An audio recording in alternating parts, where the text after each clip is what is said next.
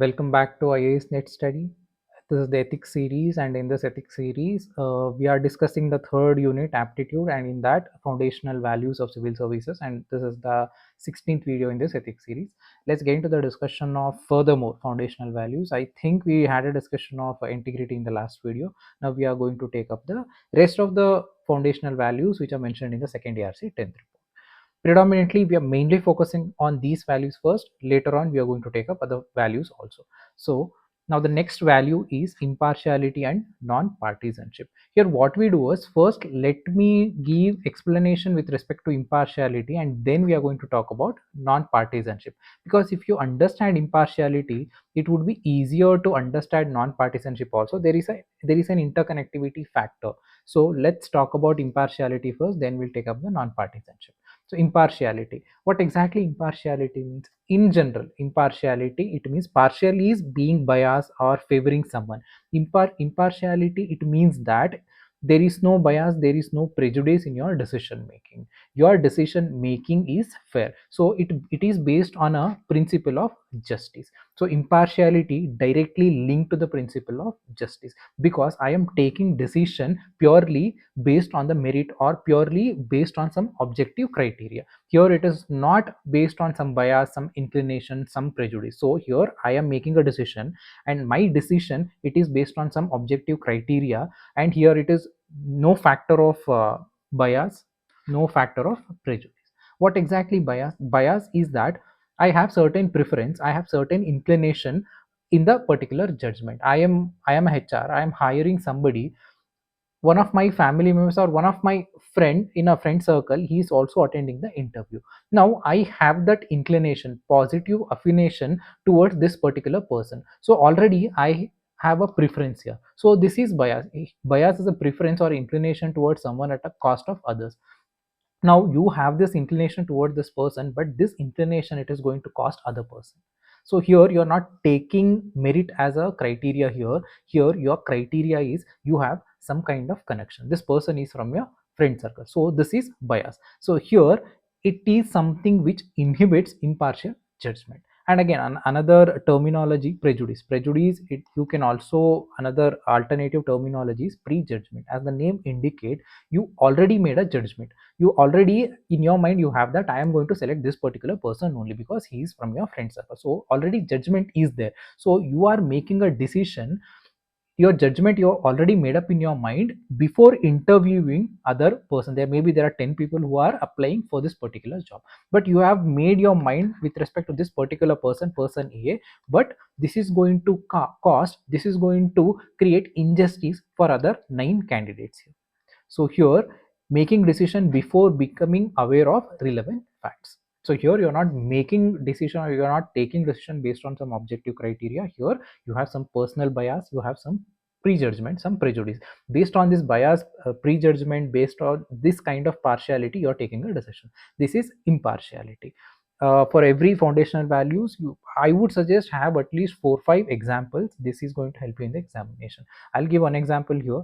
RBI governance, you might have seen this in news last year, or maybe 1.5 years ago, that RBI had excess of reserve.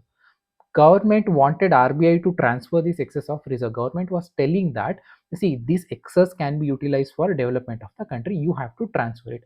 See, here the RBI governors are appointed by government only.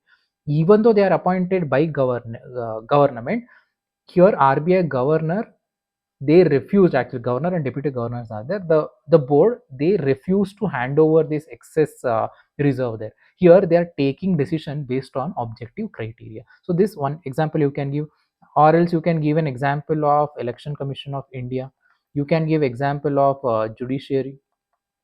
See, there are criticism on Election Commission, even for that matter judiciary also, but at the end of the day, these institutions, whether it is CAG, RBI, they maintain that credibility. So you can write it in the examination, keeping aside that political accusations. So these are some of the examples, you can write it from the impartiality perspective.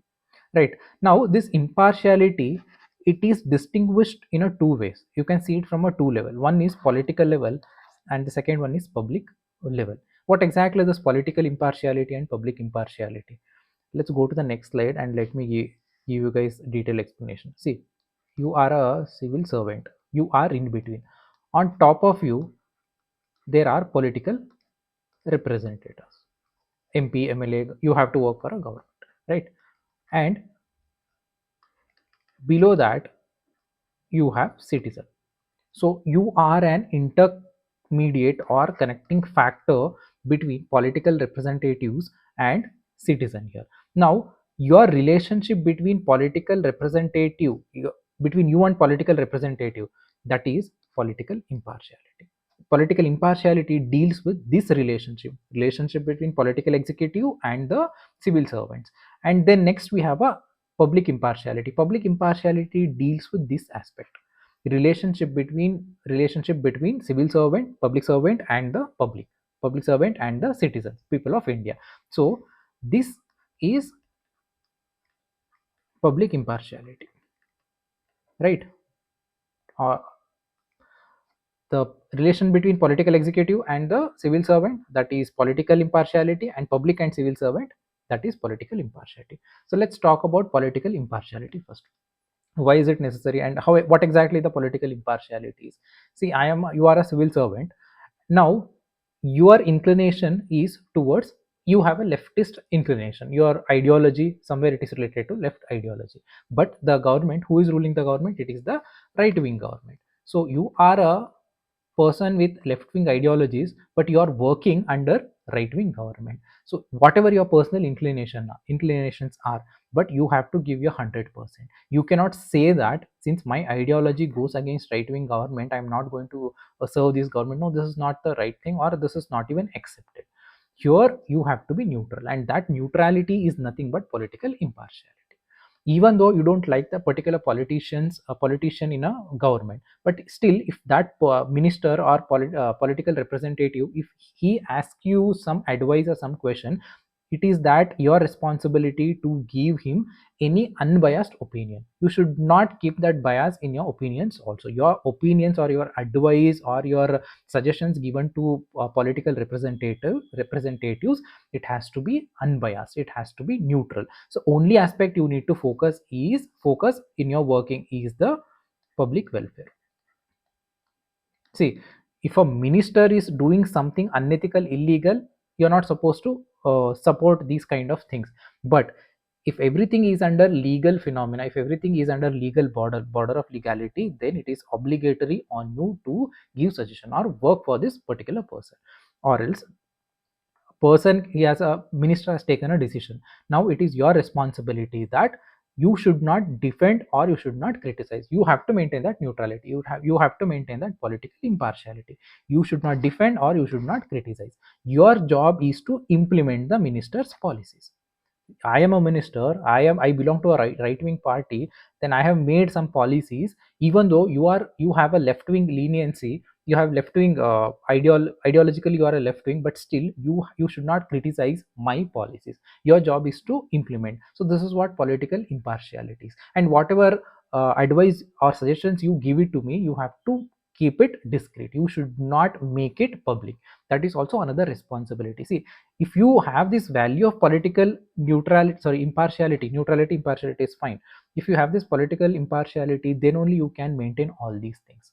Or else what happens, constantly the struggle is going to happen. Your ideology is something, government ideology is something, you're not happy working there. Neither you are happy nor government is happy. There will be some kind of tussle happens. So political impartiality of civil servants is extremely important, for smooth functioning of a government, smooth functioning of administration, right?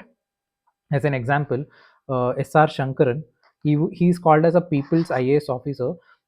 See, he worked for the tribal welfare and he freed bonded laborers actually, even though there was a lot of political interference in that, political pressure against his decision, but still he took that decision, maintaining that political impartiality, because his commitment is to the constitution, his commitment is to the welfare of the public. So you take decision based on that. I am not, if you are a, see, if I am a civil servant, I am not going to defend what a minister is telling. I'm not going to criticize. Whatever suggestion I give, I'm going to maintain that discreetness. I'm not going to make it public. I'm not going to criticize in front of the public. Or even if I have to give that suggestion, I make sure that my suggestion, I give it from a neutral standpoint. I'm not going to make sure I'm going to make sure that my ideology is not going to enter into the decision making process. So these are the aspects, me being a civil servant, I have to keep it in my mind. So whatever my political beliefs are, I make sure that that is not going to interfere in my administration working. See, this is political impartiality, right? And the next aspect is that public impartiality. Public impartiality is that I told you that relationship between public servant and public. Now, what exactly this public impartiality is? Public impartiality is that I am a civil servant, I am a public servant. Now, I have to treat everybody equally. There should not be any partial behavior based on language, based on religion, based on geographical location, based on gender. There is no discrimination. I have to maintain this impartiality. So this is based on principle of justice, principle of equality. So whatever my personal affiliations, here also my personal things, say I speak some language at home, and usually in my personal life I feel connected to the other person who speaks the same language. But as a civil servant, I should not showcase this. I am not supposed to show that fondness or give that favoritism in my working. So that is public impartiality. So whether it is a caste differences, or a race differences, region differences, religion differences, nothing should matter, me being an administrator, right? So this will not come in the conduct of public service. I'm giving the service, I'm a public servant, I'm here to for the welfare of the public. I'm here to give, make sure that to uh, my conduct should be neutral here. So this is one of the important aspects, public impartiality. And where do I derive these values of public impartiality from? Mainly constitution, very precisely from article 14 to 18. It very precisely talks about equality, and equality is nothing but public impartiality. Me being an administrator, I should not bias towards any group of the people or any sect of the people or any religion of the people. For me, everybody is equal. So if there is a procedure, if they have to give, you take an example of SIR only, the electoral roll revision process. Everybody has to stand in line, whether you are a son of minister or a son of an IPS officer, or you are from a very poor background.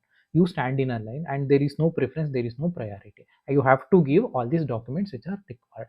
I have to make sure, me being a public servant, I have to make sure that this is how administration works. This is public impartiality, right? We talked about political impartiality, we talked about public impartiality.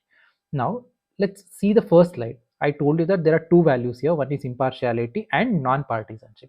Now we finished the first part of impartiality. Now let's talk about non-partisanship. What exactly this non-partisanship? Non-partisanship is nothing but political impartiality. We talked about public impartiality and political impartiality. This non-partisanship, it's just an extension, or it's similar to political impartiality. Political impartiality, you know, that relationship between a civil servant and the political executive. Non-partisanship, it's the same. Partisanship is that you are being a supporter of particular ideology or particular political party. So here the relationship between political executive and the civil servant, and this is based on one particular principle, especially in public administration. This principle is quite famous: politics administration dichotomy. It means that politics and administration are two separate entities. There should not be intermix or merge of these things. Administration should be devoid of political ideologies, right? So there is, it is the principle of non-partisanship. It is based on politics administration dichotomy here. See, if I am an administrator, my work is to implement these policies, whatever the political executive come up with the policies. If it is under the legal obligation, then I have to give my service, I have to implement it. So these are my obligation, these are my constitution mandates. So I have to follow this, and I should not interfere. Neither politician should interfere in administration work, nor administrator should interfere in politicians work. So political executive separate, administrator administration separate. So that dichotomy should be there. That is nothing but non-partisanship. Non-partisanship is nothing but political impartiality, right? See, we talking about neutrality, we are talking about non-partisanship, all these things. But the fact of the matter is, we all are subjective individual. I am a follower of particular political party till the age of 25 years. 25 years I clear this examination, then I become an IAS officer. Do you think that all of a sudden I can be impartial, I can become totally objective? No, it is not possible actually. In my personal life I can have these ideologies, I can have these affiliations, but when it comes to civil service, when it comes to public service, as soon as I enter into that office, then I become a public servant. Now these ideologies should not matter to me, so I should be apolitical at this point of time. But don't expect that I will be apolitical in my private life also. In my when it comes to the voting, don't expect that I will be private citizen. So this is separate. That is separate. One thing is politics administration dichotomy. Another thing is public private life dichotomy. This also should be there. You should not expect a civil servant to be apolitical even in its private capacity. No, that is not accepted. Even that is not a real, even in reality also it is not going to work out. So this is non-partisanship. Now let's see the difference between impartiality and non-partisanship. Just by going through the terminologies you can understand most of the things. Impartiality, it means that I am taking a decision. In that decision making I am not biased towards anybody else, I don't have that prejudice. So this is what non-partisanship, it means that party, here directly talking about political neutrality. Me being a civil servant, I should be politically neutral. So non-partisanship is talking about political neutrality, but here impartiality, here there should be a fairness in dealing with people, in dealing with situation. Here it deals with a judgment. I have to make a decision, I have to make a judgment. In that judgment I should avoid bias, I should avoid prejudice, I should avoid favoritism. So this is impartiality. But when it comes to the non-partisanship, here I should avoid political affiliations, or I have certain ideological affiliations. These ideological leaning political affiliations, that should be out of my office space. So when I am fulfilling my duties, these things should not enter into the picture. And here in impartiality, it means that whether it is political impartiality or public impartiality, the factor of justice is there, the principle of justice, the principle of equality is there. So it applies equally to citizens, colleagues and institutions. So impartiality, everybody, I treat everybody equal. But when it comes to non-partisanship, mainly it deals with political executives. So this is the primary difference between impartiality and non-partisanship. Now next important question is, why is it important? See, the why is it important, what is the significance, and then what are the threats or challenges and way forward, or how do you inculcate. I told you before also, it's a standard. You make a set of standard suggestions, and you can say, make a standard significance. The same thing can be used for most of the values. You can replicate the same thing. It applies to almost all the foundational values of civil services. Now let's see the importance here. Again, very generic answer: inclusive development. Inclusive development, see, if I am impartial, people are going to trust me, so there will be credibility on administration. I also make sure that whatever the government policies are there, I am implementing it with equality. I'm implementing with a factor of fairness here. So there is a factor of inclusivity. Everybody is treated equally, so development is also going to reach everybody. So ultimately it leads to the inclusive development. And it supports parliamentary democracy. Parliamentary democracy, it means that everybody is equal, or everybody has to follow the rule of law, no matter what, whether you are a son of prime minister or a son of a poor farmer, it is same for everybody. So here this factor of equality, factor of justice, factor of fairness is upholded with the help of impartiality and non-partisanship. So eventually in turn it is going to support the one of the core ideology of our constitution morality, that is parliamentary democracy, that is equality, that is eventually this supports secularism also, since everybody is treated equally. So the core ideologies of sovereign republic, all these things are supported by these kind of foundational values. Then the citizens are going to feel the sense of justice. Yes, if everybody is treated equally, they have to the administration gains credibility. So credibility in governance, because of this credibility, citizens are going to feel that sense of security, sense of justice. And then continuity of administration, this aspect is quite important. See, government, it's for 5 years. After the election, it may lose or it may come back, but ultimately, the if you look at the time period, it is for 5 years. But you being a civil servant, you being a public servant, you are a permanent body there. So even if you retire, somebody is going to take your position, right? So there is a continuity of administration is there. So if administration has these values of non-partisanship and impartiality, the real continuity of administration is going to happen. Usually it's very rare that, as soon as one particular ideology takes the power, even the chief of so many institutions, they are going to change. The shuffling usually happens. In reality, it is usually we don't see this continuity of administration in real, but at least for the paper sake, you can say continuity of administration happens. But if impartiality, non-partisanship is there, the genuine continuity of administration we can expect in our country. So these are the important. For all these reasons, these values are extremely important in our country. And the next slide talks about the threats, challenges. What are the threats?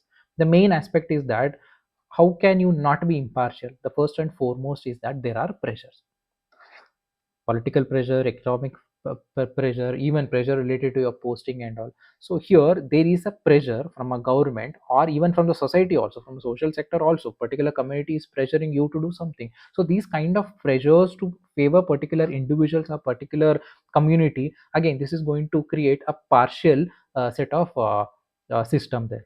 So you are biased, you are inclined with some particular hidden agenda. So here the pressures, maybe a political pressure, maybe any kind of pressure, this is one of the threats for the impartiality.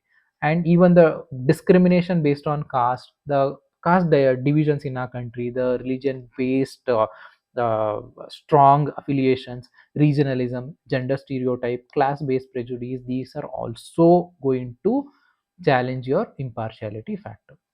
Then patronage, political patronage, nepotism, favoritism, and even for that matter corruption also comes under it. It also threatens the impartiality factor. And then populism.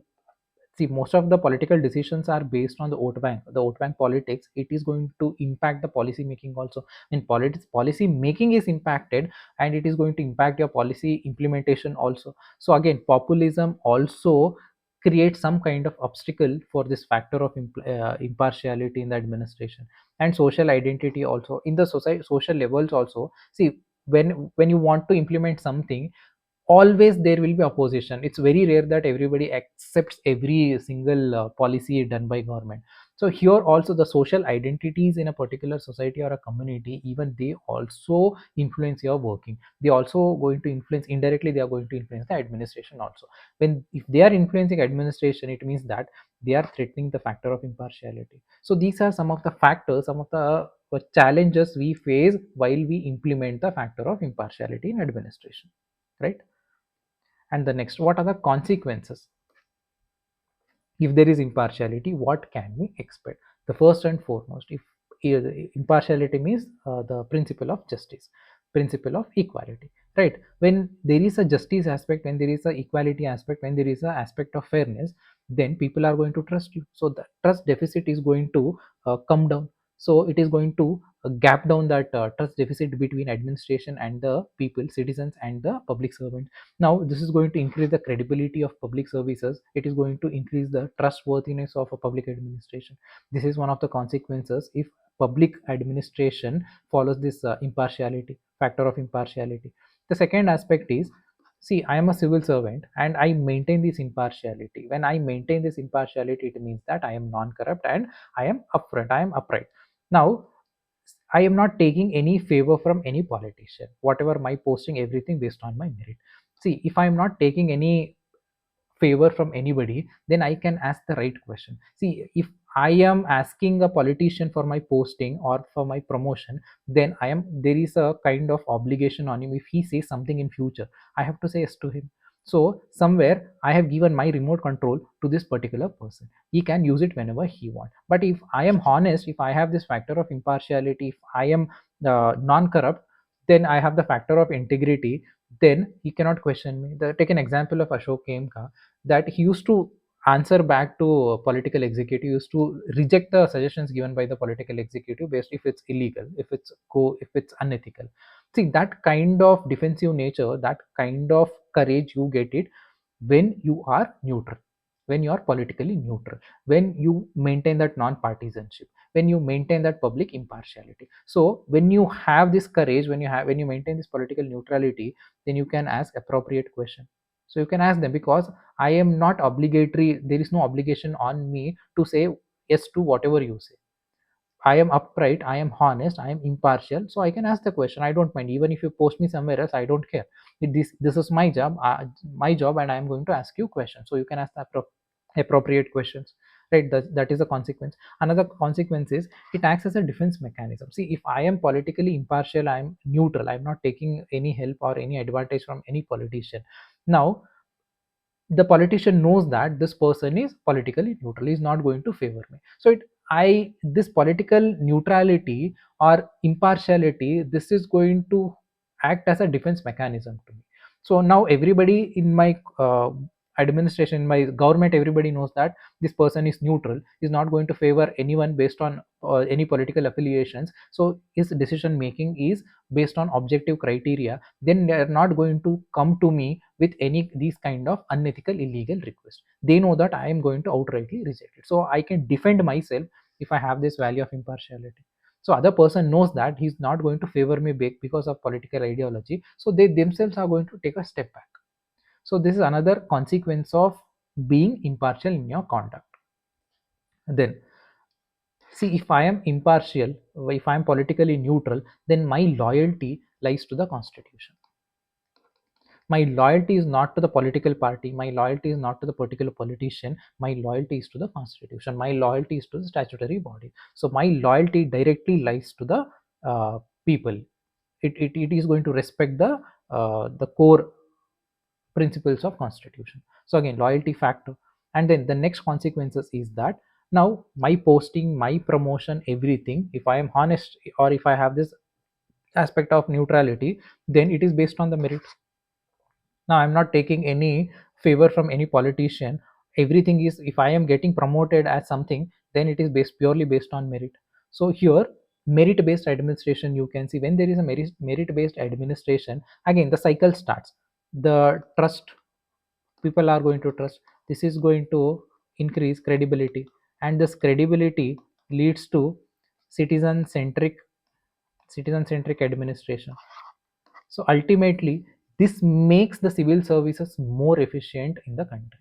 So consequence, even though one single value of political neutral or impartiality eventually leads to the efficient civil services. See, you can understand how important even these small foundational values. It looks like very simple, treating everybody equal, but if you look at the consequences, it's very humongous. So this is with respect to impartiality and non-partisan. And how do you inculcate most of the citizen charter RTI? By implementing charter RTI, you are ensuring transparency. When there is a transparency, you will be accountable for your action. When there is an accountability, you will be responsible to the citizens of the country. So this is one thing. And performance evaluation system, this is also, by going through the performance evaluation system, we'll get to know that how exactly this particular officer is behaving, how is there any affiliations, everything you will get to know through the honest performance evaluation system. That is, third party evaluation system is necessary. And fixed tenure. See, I told you that usually in our country, what happens, as soon as new government comes, the heads of the institutions, various institutions, usually it changes actually. Secretaries and the various directors of various bodies, CEOs of the Zilla Panchayat, usually it changes actually. So if you have a tenure system, you are fixed for few years, then whenever the government changes, it does not bother. There is a, this is acts as a permanent body in reality. And actually it is a permanent body in paper, but in reality, if you look at it, somewhere the political affiliations comes into the picture. But if you make sure this fixed tenure, then appointment, posting, everything, it is based on merit. When merit based appointment happens, then eventually administration will be extremely efficient. So fixed tenure also can make sure that this value of impartiality or politically neutral, that can be ensured in the administration. And mandatory cooling off period, mandatory cooling off period is that you might have seen that even in the past also, as soon as you retire as an IAS officer, you have been made as a governor of some particular state or some director of some body. These things we are seeing very often. See, when these kind of lucrative options are there even after retirement, then it is going to tempt and it is going to pressurize civil servants also. So they are looking for the future, they are not worried about at present. They think that even after my retirement, after retirement is also 5 years, I am going to get something. My financial stability will be there, I will be having power. So because of this also you become partial, you become partisan. So in order to eliminate this, there should be mandatory cooling off period. Maybe 3 years you're not supposed to work, or you're not supposed to some kind of restriction that no government positions, no constitutional position, these kind of thing. Mandatory cooling off period can also be considered to inculcate impartiality. Of course, this is not going to make 100% impartial, but to some extent this is going to help to achieve this factor of impartiality, right? And yes, this is it with respect to impartiality and non-partisanship. Let's move to the next value, foundational value, that is tolerance. Here, the tolerance is towards weaker section. This is what it has been mentioned in the second ERC 10th report, and we are going to take up the same thing, tolerance towards weaker section. So before that, let's talk about tolerance. What exactly the tolerance this means? Tolerance is that I have certain way of life, you have certain way of life. Now I should have that permissive attitude of respecting your way of life and accepting or giving that respect, giving that space for the way you live your life. So here tolerance, it refers to a fair, objective, permissive attitude. Here it is not only restricted to the way of life, even the opinion. So I have certain opinion, you have different opinion. If I have the factor of tolerance, then I make sure that your opinions are respected, even though it does not mean that I have to accept your opinions. No, but I will respect your opinion. Even though I don't agree with it, I will respect your opinion. This is what tolerance does. So your way of life, my way of life, it is different. If I have that factor of tolerance, I am going to respect your way of life. I am going to accept your way of life, right? So the respect, acceptance will be there. And it's with respect to way of life, opinion, practices, race, religion, nationality, everything. Tolerance in general, it is a permissive attitude, the respect towards others way of life, right? It is different from my own, so I am going to respect yours. So this is tolerance. And tolerance from a broad perspective, if you look at it at the social level or at the individual level, if I have this tolerance, then there will be respect and acceptance. When I have this respect and acceptance, then I'm not going to be in conflict with you. So when there is no conflict, there will be peace, internal peace at the individual level. So at the social level, if you implement the same thing, there will be harmony in the society. So both at the individual level, social level, and at the international level, the aspect, the value of tolerance has a very greater significance to maintain this peace and harmony. And ultimately this tolerance upholds rights of dignified life and rule of law, because even though there are dissenting values, disagreements, I'm still going to respect that. So it is going to ensure the rights of other individual, I'm going to respect that, I'm going to respect the rule of law, right? As an example, what you can do, the Ashoka, he had a policy of Dhamma. Dhamma, it has a strong factor of tolerance towards all the faiths. So this you can write it as an example. And Jawaharlal Nehru's unity in diversity, that you can write it as an example. Even Abdul Kalam, he talked about Vision 2020. In that Vision 2020, he ensured, he promoted the idea of tolerance, and in that, by emphasizing unity in diversity. Again, whatever Jawaharlal Nehru mentioned, unity in diversity, the same thing can be enhanced with the factor of tolerance. Make sure to achieve that. So he has certain visions for the developed country. He had given some suggestion. In order to achieve that, tolerance is one of the values we need. This is considered one of the core values to achieve this vision of 2020. This also you can write it as an example. Now, what exactly tolerance involves? Tolerance involves respect for diversity. So if I have the tolerance, I'm respecting different opinion, different way of life, different religion, different the race, everything. So the respect for diversity is there, and patience in dealing with conflicting opinion. See, if I don't have tolerance, I think my opinion is the best opinion. If you give me opinion, I'm not going to accept it. Moreover, I am going to get aggressive by suggesting that. So but if I have that tolerance, then I have that factor of patience also, I have that attribute of patience also. So tolerance gives me patience also.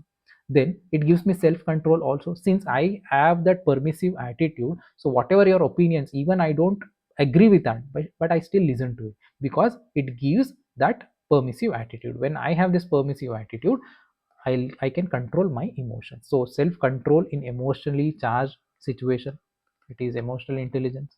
And then readiness to accommodate others. Obviously I'm respecting your way of life, so I'm okay to accommodate your point of view. And even at the social level also, the harmony, it means that readiness to accommodate others. Then avoidance of prejudice and discrimination. See, when I am respecting yours, it means that I am not going to think that my way of life is superior, or I have that upper hand with respect to everything. No, it is not going to happen. So it avoids prejudice, it avoids discrimination, it avoids inequality. So all these aspects, tolerance involves all these aspects, right? Now, why is it important in civil services? Very important question here. See, value of civil, if you look at the core ideology of our constitution, basic principles, it talks about equality, talks about sovereignty, talks about fraternity, brotherhood, all these things. And even it talks about secularism. See, all these core ideas of our constitution, it is backed by the factor of tolerance. This attribute of tolerance, it has a direct impact on constitutional values, constitutional principles. So me being a civil servant, my duty is to uphold the constitution, uphold the constitutional values. If I don't have this factor of tolerance, I cannot uphold the constitutional values. So in order to maintain constitutional mandates, I have to have this value of tolerance, right? And if you look at the country, it is a very diverse country, multilingual, multi-religion, a lot of, even within particular religious, particular geographical location also, a lot of variations are there. There is a diverse views, diverse opinion. So if I, me being a civil servant, if I don't have this tolerance, then it is going to create some kind of balkanization. So accommodating different views, different the disagreements, it's very important to maintain that peaceful working or a easy working of a constitution. Then, see, in our country, it is a democracy, everybody has that political right here. So everybody, they have the right to speak and they can express their own point. So eventually what happens, I'm telling you something, other person is telling something, his point of view is something else, the person C is giving something else. So usually this leads to disagreement, it leads to dissent, not only in my personal level, even at the administration level also. So when there is a dissent and disagreement, how do I handle this? If I have the value of tolerance, if I have this attribute of tolerance, I can eliminate any kind of disagreement, even though I cannot uh, uh, completely make everybody to agree with one particular point, but still level of disagreement can be taken down, even the level of dissent can be taken down. So again, both at administration level, social level, at individual level also. And I told you that I'm a civil servant, and there are different people from a different communities. They have come and they have their concerns. Now they are telling, one group is telling something, another group is telling them something, and the third group is telling something else. Now I may not agree with all the three grouping, but as a civil servant, I'm sitting here, I'm patiently listening to everybody. Listening itself is the first step to solve these issues. If I outrightly reject all the three, or only supporting one particular community or group, it is going to create a lot of trouble at the social level. So if I, me being a civil servant, have this attribute of tolerance, it can make sure that even the social level, communities, even at the community level, things are quite smooth. So even though if I don't agree with whatever they are saying, but at least I give that time, I give that space for everybody point of view. In order to do that, I need to have this value of tolerance, I need to have this attribute of tolerance, right? And then, see, if I have this value of tolerance, even though I'm not liking, there are political representatives, as an example, representatives from different parties are there, they are telling something to me, I'm not liking it, but if I have this tolerance, I treat people respectfully, or even for that matter, common man, I'm not liking that the tone or the disrespectful way, but still it is my duty to treat other person respectfully. So I can do it only if I have this value of tolerance. So this is also another important attribute required for the civil servants. And also, if I am a tolerant officer, if somebody criticizes me, I'll take it in a positive way. If I don't have this factor of tolerance, then I am going to get angry on all these criticism, all these negative feedbacks. Immediately I become aggressive. See, this aggression, anger, it is it is going to impact my working culture in extremely negative way. I cannot sustain it in a very long time period. So attributes of tolerance, attribute of patience, perseverance, these kind of attribute, these kind of values make sure that even negative circumstances in front of me, I can handle it in an efficient way. See, most of the time you might have seen that the politicians scolding the officers, scolding tahsildar, commissioners, police officers, you might have seen that in news very frequently. If person has that attribute of tolerance, they can, he can handle it in a legal way. But outbursting there and making the situation very clumsy, it is not good for the administration also, it is not good for the political executive also. So value of attribute, the attribute of tolerance is extremely important, especially for the officers, so they can handle the resistance without any hostility. So this is importance, these are the importance of in civil services. I think this is it for the this particular video. In the next video we are going to take up two more attributes, two more foundational values. And thank you for listening. I'll see you guys in the next video. Have a good day.